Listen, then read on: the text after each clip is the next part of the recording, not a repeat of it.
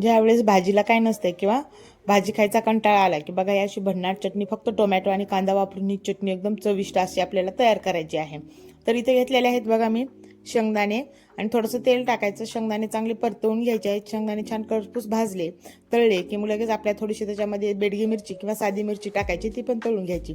एक कांदा, 2 टोमॅटो, थोडीशी जिरे टाकायची आणि छान त्याला वाफवू द्यायची. चांगली दोन्ही बाजूने आलटापलटा करून आपल्या त्याच्यात थोडासा लसण टाकायचा आणि चांगलं थंड होईपर्यंत थांबायचं. लगेच आपल्याला मिरची टाकायची आहे. ती मिरची थोडीशी बारीक वाटून घेतली की लगेच आपल्याला त्याच्यामध्ये शेंगदाणे टाकायचे. शेंगदाणे चांगले थोडेसे आबडधोबड वाटायचे.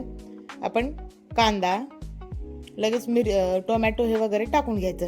थोडंसं धन जिरं पूड, मीठ, तिखट, आमचूर पावडर करून कोथिंबीर टाकायची आणि मस्त त्याला वाटून घ्यायचं.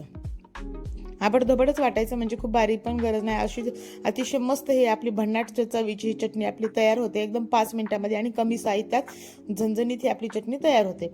थोडासा वरून त्याला तडका अशी खाली तर छानच लागते, पण थोडासा तडका जिरे, मोहरी, कढीपत्ता टाकून थोडासा तेलाचा तडका द्यायचा आहे. आपली काही मस्त अशी कांदा टोमॅटोची चटणी तयार झालेली आहे. तुम्ही भातासोबत खा किंवा भाकरीसोबत खा, अतिशय मस्त ही चवीची बघा आपल्या जिभेची चव दुप्पट करणारी ही चटणी तयार झालेली आहे. खूप कमी वेळेमध्ये आणि झटपट रेसिपी. तुम्हाला जर ही रेसिपी आवडली असेल ना, नक्की लाईक करा आणि शेअर